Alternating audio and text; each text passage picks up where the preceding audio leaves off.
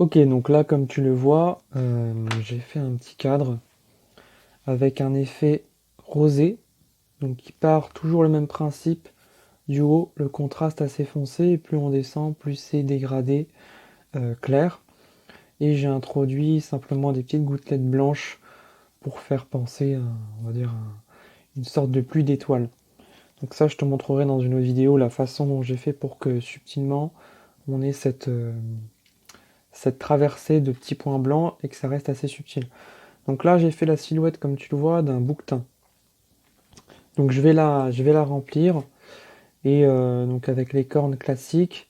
Et puis le but, c'est que l'animal, déjà pour choisir quelle silhouette je vais faire, il faut qu'il y ait une relation directe avec le thème. Le thème, c'est un rocher, donc le bouquetin s'y prête bien parce qu'il vit dans la montagne, il y a des rochers, etc. On aurait pu faire un autre animal, pardon, mais on n'aurait pas fait par exemple je sais pas, une girafe ou un zèbre. Ça s'y porterait beaucoup moins qu'un bouquetin.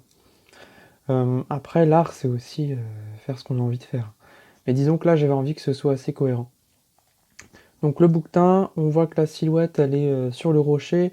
Donc il faut que l'angle, tu vois, du corps soit quand même en lien avec la forme aussi du rocher et la façon dont il a positionné ses pattes. Comme les pattes sont en hauteur par rapport aux pattes arrière, voilà, il faut simplement qu'au niveau du ventre, on ait bien le parallélisme avec les pattes, euh, avec le sol du rocher plutôt qui soit effectif. Et ensuite, donc moi je me suis servi d'un modèle. Je respecte bien à chaque fois toujours on va dire les proportions entre la tête, le cou qui est assez musclé, l'arrière-train qui est remonté parce qu'il est sur la pointe entre guillemets de ses sabots, et les deux pattes donc sur l'image qui était bien parallèle.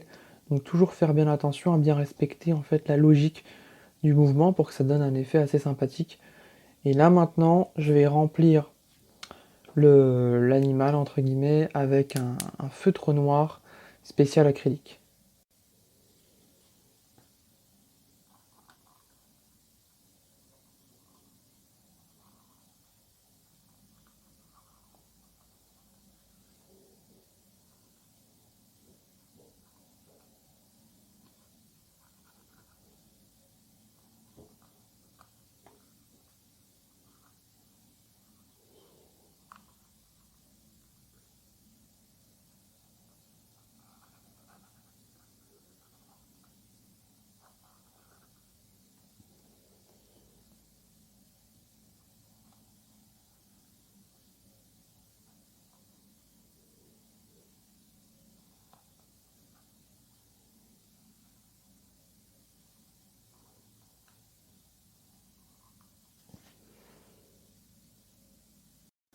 Donc là, pour pas user trop ce stylo-là, enfin entre guillemets ce marqueur, petite astuce toute simple, assez logique, hein.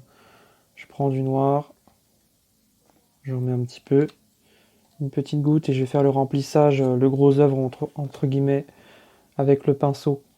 Et je me servirai du stylo noir, du marqueur pour faire les finitions. Voilà. Le but, c'est quand même d'économiser au maximum la peinture.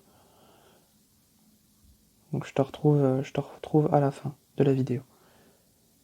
Et voilà, donc là j'ai fait mon remplissage à la fois à l'aide du pinceau et surtout du feutre.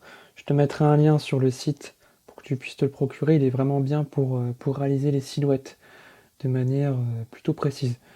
Donc l'effet est plutôt sympa, on a le bouquetin qui trône fièrement sur son rocher. Et voilà, n'hésite pas à mettre un commentaire sur ce que t'en penses. A plus, ciao.